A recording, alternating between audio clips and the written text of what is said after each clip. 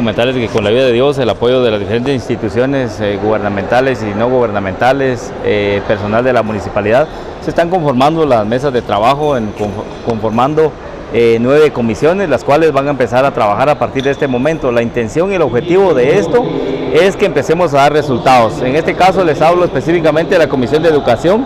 Hoy nos estamos integrando varias instituciones con el objetivo número 1, que es mejorar la calidad educativa en el municipio de Santa Cruz de Quiché.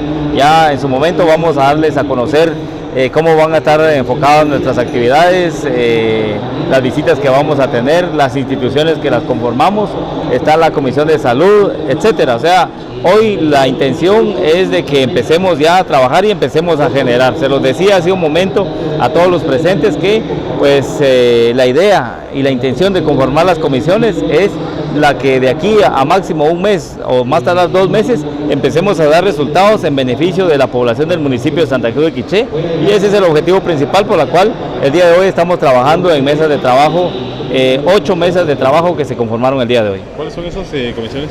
Hay varias, pero dentro de ellas les podemos mencionar la de educación, la de salud, la de medio ambiente, la FETARM, etcétera.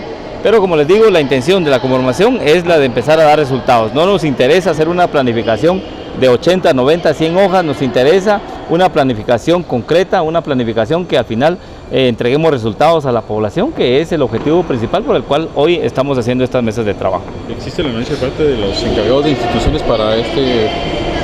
Bueno, quiero comentarles de que lamentablemente no está el 100% de instituciones que elabora y que funcionan en el municipio de Santa Cruz de Quiché. Sin embargo, en el transcurso de la siguiente semana nosotros vamos a tener una reunión con el señor gobernador para ver qué medidas se van a tomar en este caso, porque hay varias instituciones gubernamentales que no están presentes y que deberían de estar presentes.